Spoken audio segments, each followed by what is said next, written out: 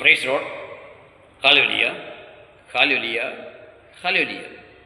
നീ പാൽക്കാലം നമുക്ക് സങ്കീർത്തനം 21 വായിച്ച് ധ്യാനിക്കാം. കർത്താവാണ് എൻ്റെ ഇടയൻ, ഞാൻ എന്ന് ചൊല്ലി പ്രാർത്ഥനയാണിത്. പ്രാർത്ഥിക്കാം. കർത്താവാണ് എൻ്റെ ഇടയൻ, എനിക്കൊന്നിനും കുറവുണ്ടാകുകയില്ല. പച്ചയായാൽ പുത്തോഴി അവനിക്ക് വിശ്രമപ്പെടുന്നു, പ്രശാന്തമായ ജലാശയം അവനെ നയിക്കുന്നു. അവനെനിക്ക് ഉന്മേഷം നൽകുന്നു. തന്റെ നാമത്തെ പ്രതി നീതിയുടെ പാതയിൽ അവനെ നയിക്കുന്നു.